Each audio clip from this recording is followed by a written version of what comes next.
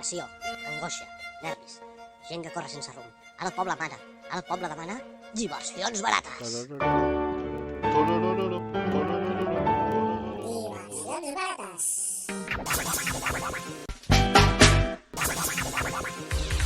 Episodi -3. La piscina. And when he died, his widow bride, daddy, and they made you.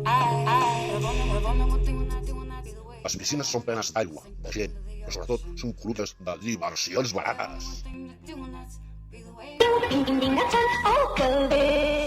A tota piscina que mereixi el seu nom hi trobarem uns personatges armats amb xiulet i xuleria. Normalment s'encarreguen de vigilar els banyistes i moltes vegades intenten pillar catxo amb alguna simpàtica de tanga petitet.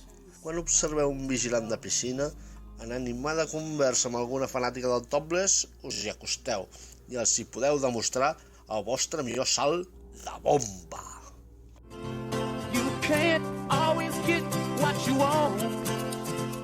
Estem farts de veure a les piscines paios que van amb el banyador senyit, però el paquet petit. Pel preu d'un plàtan, farciu el banyador d'algun individu d'aquests amb la preuada fruita de Canàries. No espereu que us en donin les gràcies. Avís important, si fiqueu el plàtan al biquini d'una senyoreta que sigui amb el seu consentiment.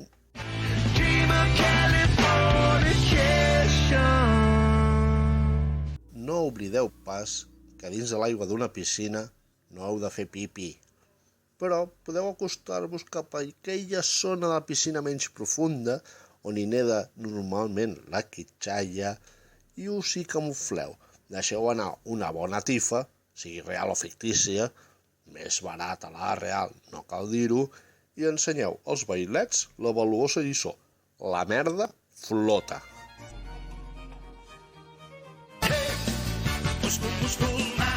Avui només hem parlat de les piscines.